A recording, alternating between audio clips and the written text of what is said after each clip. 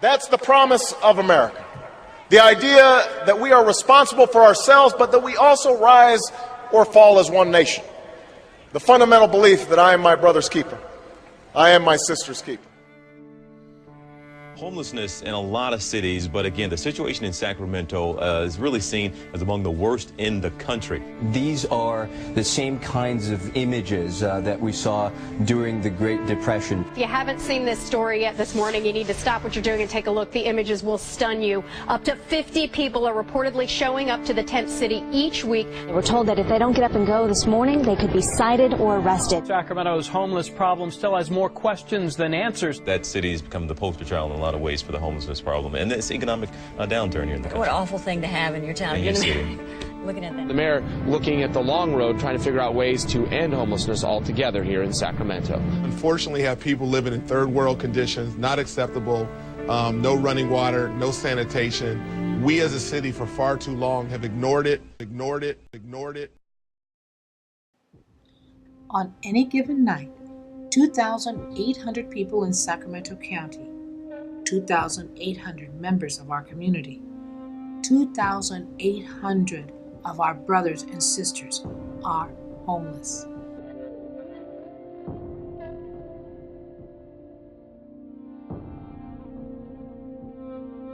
As a community, we have far too long ignored or maligned this most fragile and destitute segment of our community.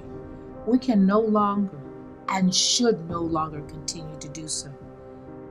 It is time to hear their story. This is Cheryl's story.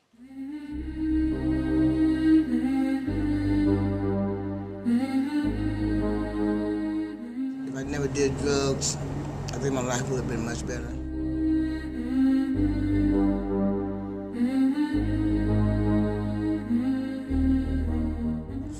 I was a housekeeper, but I quit that because I was doing drugs.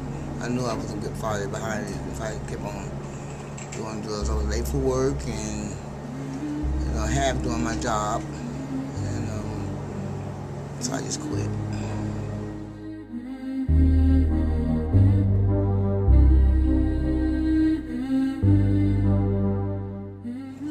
My choice of drugs was crack cocaine.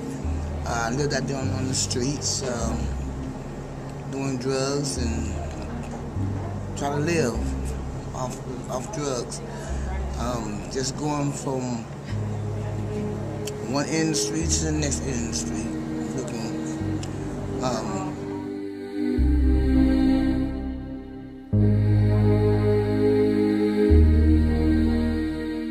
In the streets, I slept in the shelter. I slept at people's houses, sleeping on the street. It was an experience. Sleeping out there in the cold when it's raining, wind blowing, nowhere to wash yourself, nothing to eat at night, digging in garbage cans to find things to eat. It was terrible.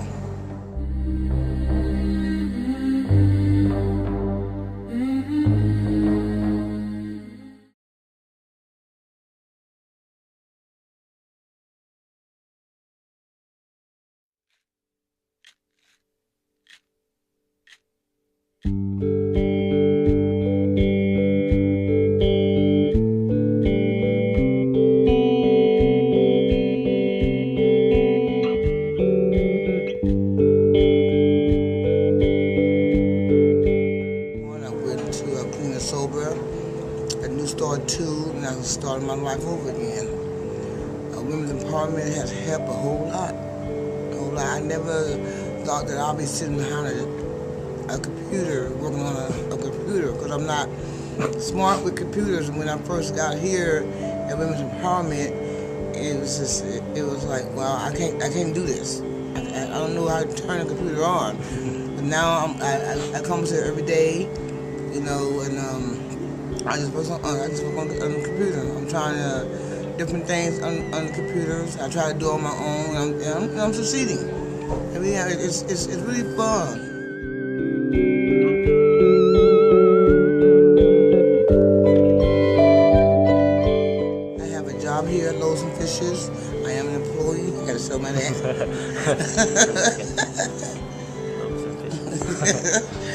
I got this job by volunteering at first, and then like a year later, that I was in the program.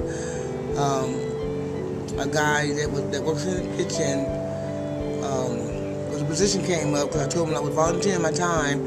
I told him, I said, if there's anything that comes up here, think about me. You know, a year later, when I was in the program, I got a call, and I got this job here. First, it started out at in the baggage room, and then went on to Murray's house as a janitor. That's where I am now. At my place here at the Women's Empowerment, it will help you get a place, help you with resources and stuff like that. Right now, I am in a program called Omega, which I have got my own apartment, me and my son and my daughter, with a 2-bedroom apartment and 2 baths, and I'm making it. I'm making it. I love it. I love my life today.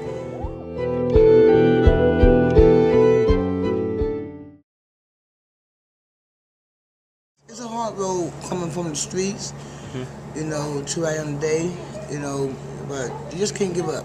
Right. You cannot give up at all. You gotta keep on moving. It's a journey. It is a journey, and what I see that girls, the ladies that still out there on the street, you know, I can't talk about them because that's me out there too. As they say, by the grace of God, there go I. When I see them ladies out there still doing what they're doing, that's me. I see me. I can't talk about the ladies. I see me. You know, and I tell any lady, just keep your head up and keep on moving. You know, because at the end of that rainbow, as they say, at the end of the rainbow, it's a pot of gold. You better believe it. It's a pot of gold.